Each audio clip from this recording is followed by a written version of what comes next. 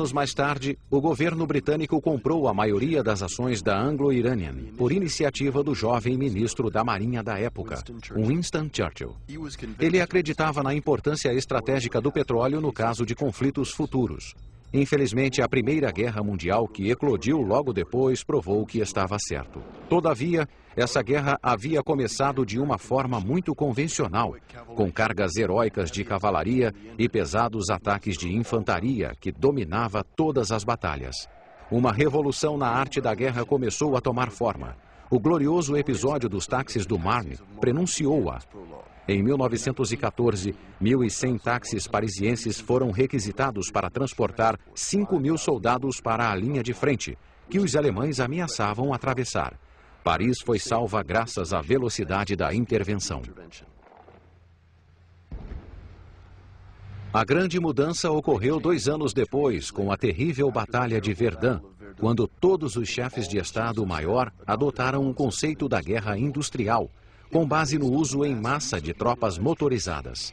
Tanques, caminhões de transporte de soldados, artilharia motorizada, aviões e submarinos, que deram ao exército um poder de movimento e destruição sem precedentes. Desde então, ter acesso ao petróleo tornou-se essencial para países em guerra. Os franceses, que dependiam completamente de seus aliados ingleses para obter suprimento de petróleo, não estavam preparados para tal revolução. Suas reservas estavam acabando. Em 1917, George Clemenceau, o chefe de Estado, foi obrigado a pedir ajuda aos aliados americanos. Enviou um telegrama a Woodrow Wilson, o presidente dos Estados Unidos, e terminou com a frase ainda hoje famosa: se os aliados não desejam perder a guerra, quando chegar o momento do supremo choque alemão, a França, em luta, deve ter petróleo, tão necessário para a vitória quanto o sangue. Seu pedido foi atendido. 3 semanas depois, recebeu mais de 40.000 toneladas de combustível que desempenharam um importante papel na vitória dos aliados, concluída 1 ano depois pelo armistício de 11 de novembro de 1918. Cet épisode est un épisode qui a porté ses leçons. D'une part, en 1918, il y a eu un monopole d'importation de l'État pour le pétrole. C'est important, nous sommes dans un pays qui est de tradition libérale. Or, pendant la guerre, l'État prend de plus en plus de pouvoir. D'autre part, les hommes comme Clemenceau, comme Henri Béranger, Louis Pinault, qui étaient préoccupés par cette histoire du pétrole, se sont dit qu'il fallait trouver une solution dans l'après-guerre. Donc la Première Guerre mondiale est une prise de conscience de la France vis-à-vis de sa fragilité quand le pétrole était absolument nécessaire et indispensable, en particulier en période de guerre.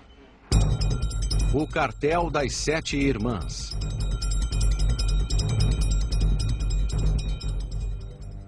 A França lançou-se em uma política ativa de petróleo a fim de garantir seu suprimento.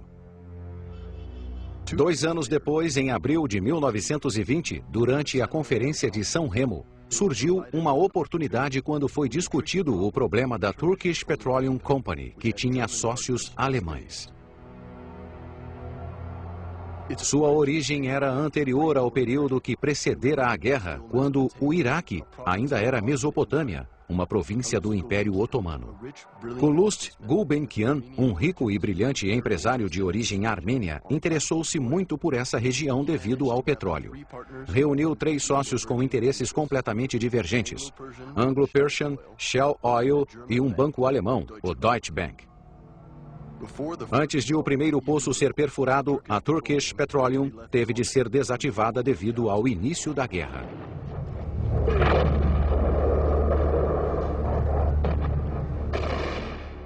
Tudo mudou depois da vitória. Os aliados dividiram o Império Otomano, que apoiara os alemães.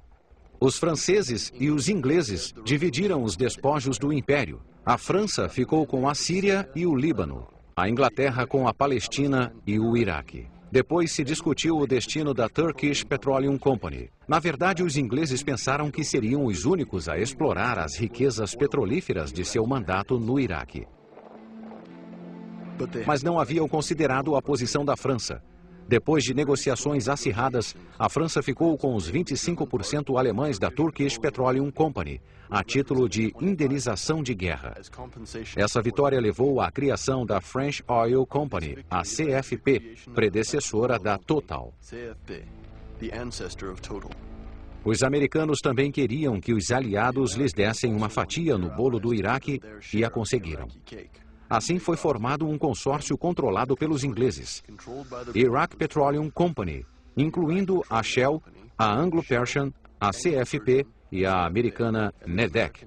Cada uma recebeu 23,75% das ações. Como intermediário, Gulbenkian ficou com apenas 5%.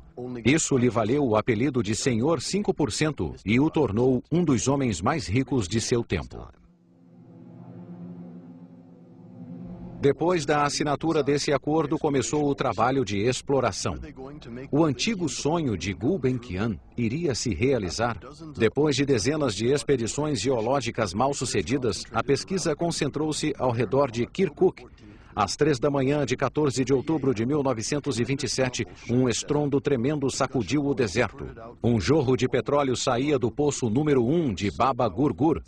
Era tão forte que foram necessários 700 homens para conter a verdadeira maré negra que ameaçava Kirkuk. A Iraq Petroleum Company começara a funcionar. Os administradores da empresa americana, anglo-francesa, holandesa, eufóricos com a descoberta da primeira jazida gigante de petróleo no Oriente Médio, decidiram trabalhar em termos amigáveis em toda a região. Mas era preciso definir as fronteiras, que ainda não estavam claras. Dizem que Gulbenkian traçou uma linha com uma caneta vermelha. Essa é a famosa linha vermelha que seguia as fronteiras do antigo Império Otomano, abrangia todo o Oriente Médio, exceto Kuwait e Irã. Incluía toda a Península Arábica, onde ficava quase todo o petróleo e onde mais tarde foram descobertas as maiores jazidas do mundo, especialmente na Arábia Saudita.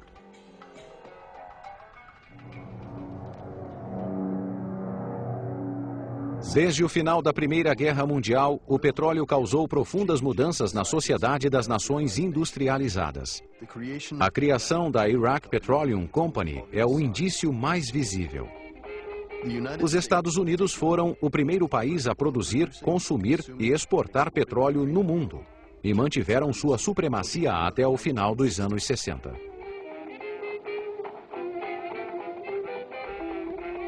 A indústria automobilística floresceu graças à imensa expansão da indústria petrolífera, que fornecia combustível barato e aparentemente inesgotável para todo o país.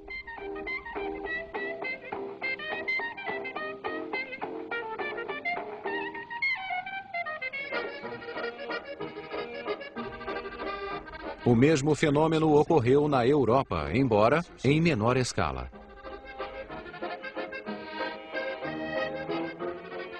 A necessidade de petróleo aumentava cada vez mais e desencadeou uma feroz competição entre as grandes companhias e empresas independentes dos dois lados do Atlântico, pois todas queriam conquistar novas jazidas nas partes mais remotas do mundo.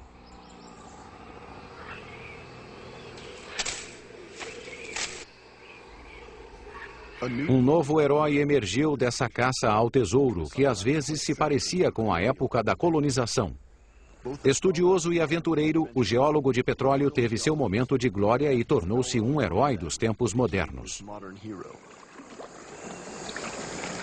Well, an oil geologist is of course, in some regards, a scientist, but he's not exactly the same kind of scientist as you would find in a laboratory, because it's more like a combination between being a doctor or a detective. You have certain points of information, certain knowledge, but you have to imagine what happens in between. You can't see into the middle of the earth. You can't know what happens in the Jurassic period. So you need a certain amount of imagination.